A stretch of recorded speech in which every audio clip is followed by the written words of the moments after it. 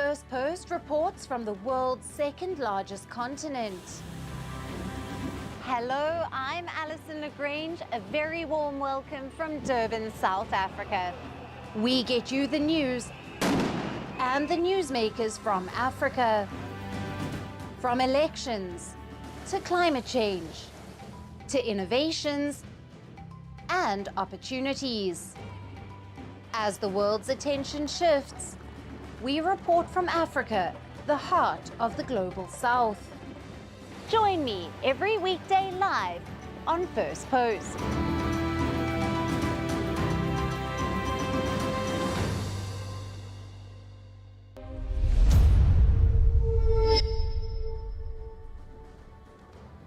Hello and welcome to Firstpost Africa, where we get you the top stories from the continent and from across the world. I'm Alyson Grange, coming to you live from Durban, South Africa.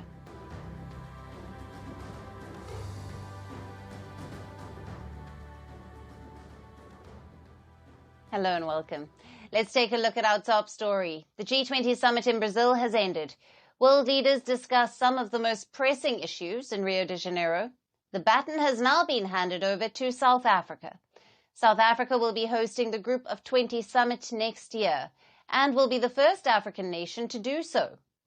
Brazil's President Lula da Silva closed the G20 summit on Tuesday and handed over the presidency to South African President Cyril Ramaphosa. The Brazilian president said the handover reflects ties that unite Latin America and Africa. We have a responsibility to do better. It is with this hope that I pass the gavel of the G20 presidency to President Ramaphosa. This is no ordinary handover of the presidency. It is the concrete expression of the historical, economic, social, and cultural bonds that unite Latin America and Africa. South Africa will commence its G20 presidency from the 1st of December. President Cyril Ramaphosa says it will center on the themes of solidarity, equality, and sustainability. He said the country will use the historic opportunity to focus on inclusivity and economic growth and will press for ending sufferings in Ukraine, Gaza, and Sudan. Our approach to the G20 summit is underpinned by inclusivity. We want to include all voices, all views, and all structures as much as we possibly can. Africa is our home, and we are going to seek to make this G20 an Africa-focused G20. President Ramaphosa has pledged to promote the priorities of the global south. Over the years, G20 presidency has been a way for developing and developed countries to unite. In 2022, it was hosted by Indonesia.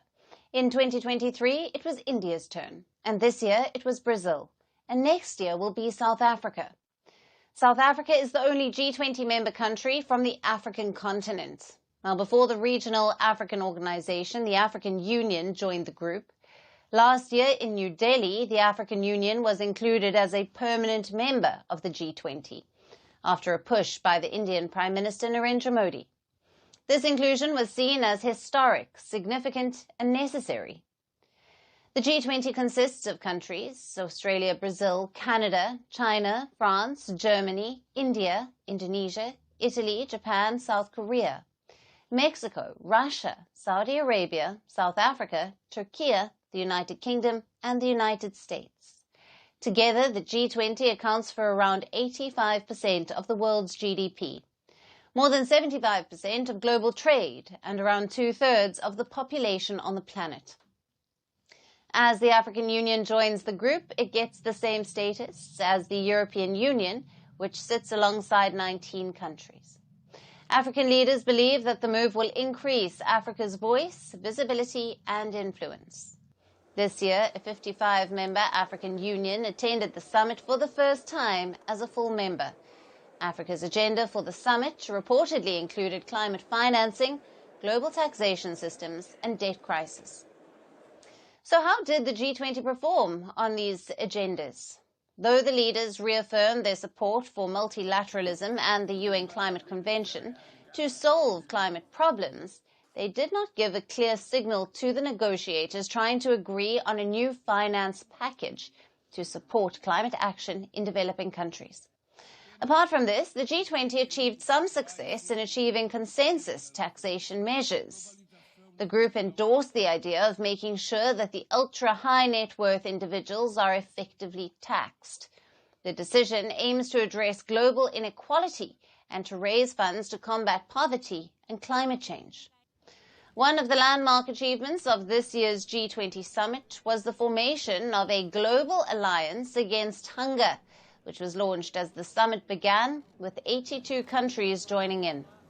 The alliance aims to unite international efforts to provide financing in the campaign against hunger and to replicate programs that have proved successful in some countries. Apart from these, the summit wrapped up with divisions over the ongoing wars in Ukraine and Gaza. Meanwhile, leaders pledged to work toward reforming the United Nations Security Council, making it more inclusive, aligning with today's multipolar world. However, so far there has been more talk than action on many of these issues. Despite world leaders meeting annually, many of the pressing concerns remained unsolved, particularly those faced by the nations and people of the global south. Now, will South Africa's G20 presidency bring some breakthrough?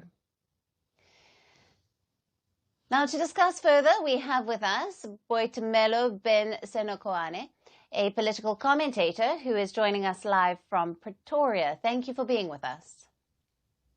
Good afternoon to yourself and to the viewers. Now, how does South Africa plan to address the challenges of inclusive economic growth on a global scale during its G20 presidency, and what strategies might it adopt to ensure participation from both the developed and developing nations? Look, there are multiple ways on how South Africa should or could do that. One such, you will know that South Africa has a lot of potential in as far as informal economy is concerned.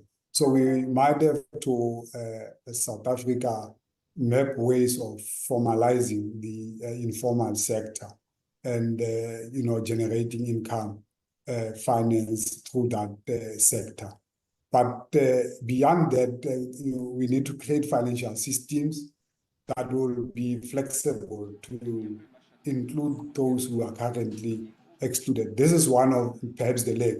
But we also need to support small business and entrepreneurs by perhaps by supporting them and also by incentivizing their initiatives so far.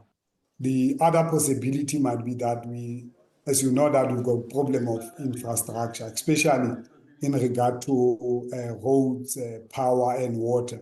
So we might need to, generate investment in that regard, so that mobility is not a problem, movement of goods is not a problem in the country. Because you know that where roads are a problem, or where there is shortage of water, or where electricity or power is a problem, then it equally affects, the growth of economy. The other important one for me will be the prioritization of social justice. Policies of distribution are very important in South Africa in ensuring that we close the gap between those who have and those who do not have.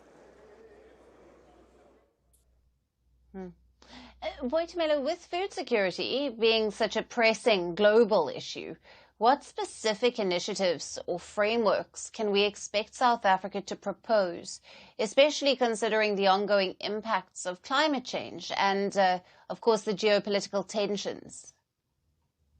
Look, the issue of climate change is tricky for Africa.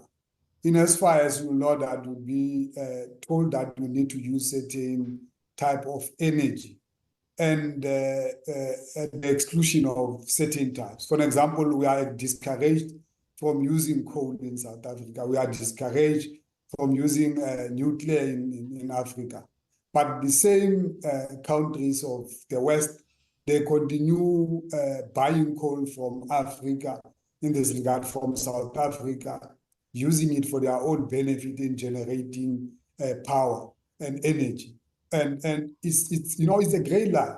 We need to move slowly in trying to make sure that we protect the environment and we move to green energy. But that should not be done at the expense of collapsing our economy and contributing to the lack of revenue for the country. We need to move slowly with an understanding that South Africa is not where it is supposed to be. So I think that's my take on that one. Right. Absolutely. Right, Boitumelo, thank you very much for being with us on Firstpost Africa and for sharing your expertise and enlightening us there. Thank you very much.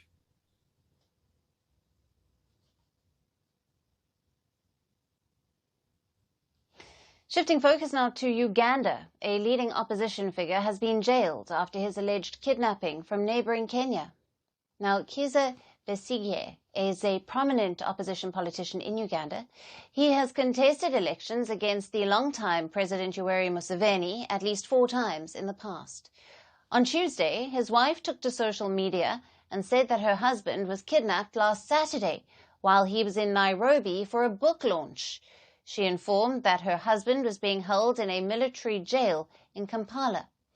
He appeared in a military court in Kampala today under heavily armed military escort. The opposition leader is a former military officer. However, his lawyer objects that his trial in the military court, despite him being a civilian now. The Ugandan government has not confirmed the arrest.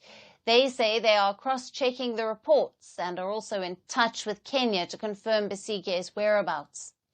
Now, Besigye is a member of the Forum for Democratic Change, or the FDC. He is a trained physician who was once personal doctor of the now President Yoweri Museveni, and he is also a former military officer. He was once a close ally of the President Museveni, who has been ruling Uganda since 1986.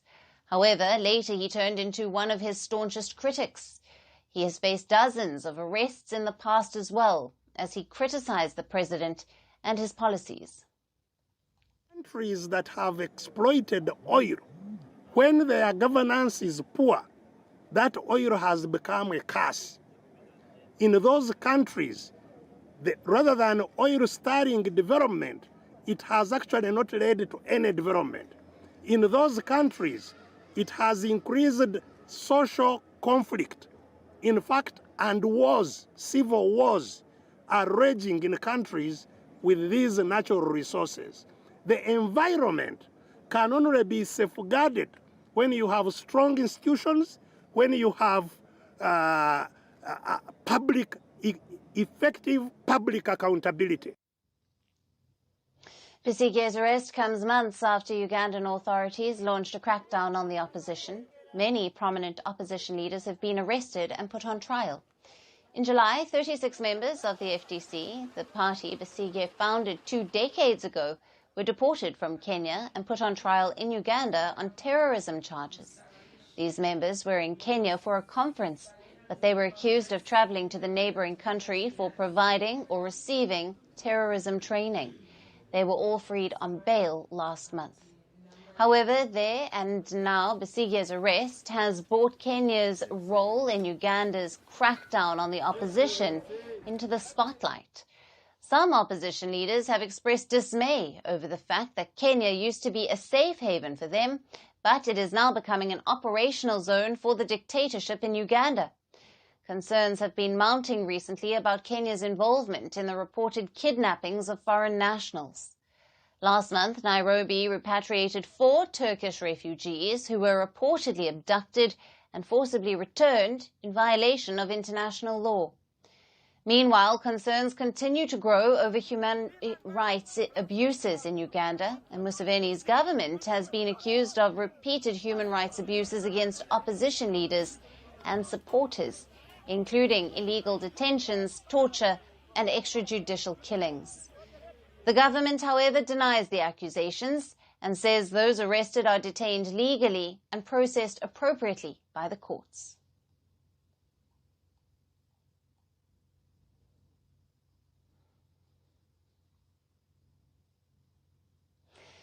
We all have heard that one must always give a second chance. And one African country has decided to give at least half of its prison population a chance to redeem themselves. In the East African nation of Burundi, which is sandwiched between Rwanda, Tanzania and the Democratic Republic of Congo, thousands of detainees have been released as a part of an effort by the country to reduce overcrowding in prisons. Now, this follows an ultimatum by Burundi's president, Evariste Ndayishimiye, and all of the prisoners charged with minor crimes must be released within 2 weeks to ease the pressure on the country's prisons. Now, of the 13,211 prisoners in Burundi, 5,442 will be freed, according to the Presidency, and this represents 41% of the prisoner population in Burundi.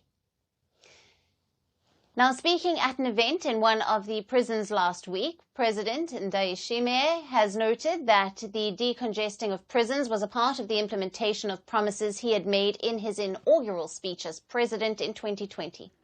As a part of his vision of relieving prison congestion, the president had promised to do everything he could to reduce the prison population and to replace prison sentences with other activities of common interest. He also requested the released prisoners and those going to be released to not fall back into the cycle of committing crimes that had led them to the prison and instead to focus on development work that can help build Burundi. Now, President Ndayishimiye has asked prisoners to avoid the idleness at all costs because, according to him, that is the mother of all evil in the world. Now, local media reports suggest that the president also said that the amount allocated to prisons each year was greater than the amount that the government used to build other infrastructure, making it necessary for the government to decongest some of the prisons. Burundi has about 11 prisons in the country. Some of them are located in the capital of Gitega, Rayugi and Muramvya, among other locations, and most of these institutions have prisoners beyond their authorized capacity. Now, overcrowding in Burundi's prisons has been taking place for several reasons. First is due to the slow pace at which the courts process cases. This is due to the lack of resources, incompetence, corruption, and judicial malfunctions. The second reason is believed to be that political prisoners and detainees accused of minor offences continue to be held without any title or rights. Another reason is likely failure to comply with court orders for provisional release. Now, statistics show that the number of prisoners in Burundi's prisons are over 3 times greater than the capacity of the prisons. As of December 2023, the prison population stood at 13,693. Out of this, 6,739 were remand prisoners or those in custody awaiting trial or sentence, and 6,613 are convicted prisoners. Additionally, 128 are infants and 213 are minors. Now, interestingly, the total capacity of all prisons is just 4,294, meaning that the occupancy rate reached almost 316%. Hence, since taking over as the president in 2020, Evariste Ndayishimiye has been pardoning prisoners who have committed smaller crimes to ease pressure on prisons. In any case, whether you are guilty or not, the state is always a parent, so it can never be happy to punish. Despite promising changes after taking office and releasing prisoners from jails, the country continues to grapple with a high rate of crimes. Some of the most prominent crimes range from muggings and bag snatching to embezzlement of public funds and corruption, as well as organized crime such as human trafficking and smuggling. But with President Ndayishimiye easing pressures on the prison system in Burundi, there remains a larger question of whether giving a second chance will reduce crime rates in the country, or will they only contribute more to the menace in the East African country.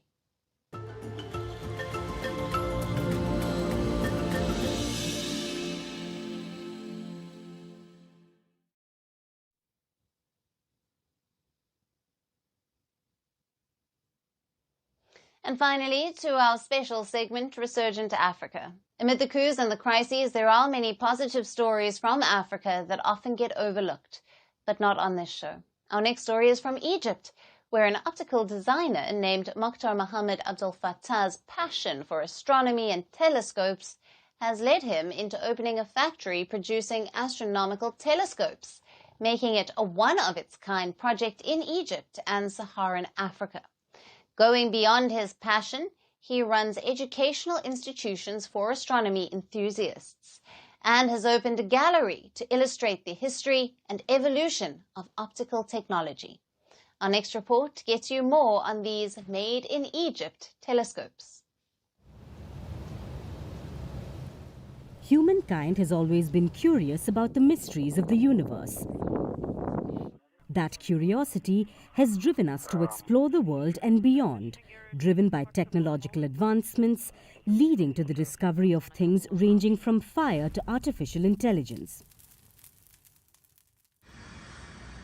One such person is Mokhtar Mohammed Abd El Fattah. He lives in the Nile Delta city of Tanta, which is located in the northeast region of Egypt. By profession, Abd El Fattah is an optical designer, and his passion for astronomy, coupled with a lack of industries to build telescopes, led him to start his one-of-a-kind business in Egypt. After spending decades abroad, gaining training and expertise in Germany, Italy and Sweden, he established a factory upon returning to Egypt. Abd El Fattah spends most of his days among telescopes and lenses at his factory, where he produces these astronomical telescopes proudly labeled Made in Egypt. I was in Western Germany in the 80s, and during my education there, I learned about different types of telescopes and microscopes, both theoretical and industrial devices. When I returned to Egypt, I found that this industry didn't exist here at all. So I started to establish a factory to manufacture telescope bodies. Over time, we developed ourselves and started producing complete telescope devices from A to Z. It's not just telescopes that El Fattah manufactures. His factory also produces local lenses for telescopes to avoid importing them from outside Egypt. We began to significantly develop the factory by manufacturing machines for lens production, specializing in these products. Instead of importing lenses at a cost of nearly $100 to $200, we began producing them completely locally. With demand increasing, Abd El Fattah's team, some of whom had no prior background in optics, became skilled technicians capable of building telescopes locally. I initially had no background in optics. However, I have always loved the field of astronomical devices, and when I learned about a factory specializing in the manufacturing of astronomical devices and telescopes, I enrolled and received training there. Thank God, I am now able to produce a complete telescope product, including the telescope axis, mount, and tube. However, beyond manufacturing telescopes and lenses, Abd El Fattah looks to give back to the society and share his knowledge with the younger generation. He does this by running certified educational centers for astronomy enthusiasts. Students at these centers gain a hands-on experience, learning how to craft high-quality lenses and components for telescopes and microscopes. They also learn about how to use the telescopes to study the universe. But Abd El Fattah has gone beyond his passion of telescopes and lenses to open a gallery. The gallery showcases hundreds of vintage cameras, microscopes and telescopes that he has collected over the years. Through the gallery, he wishes to illustrate the history and evolution of optical technology to the future generations of Egypt. He feels that by observing the equipment, both old devices alongside modern ones, students can understand what has been learned abroad, particularly the development of modern technology.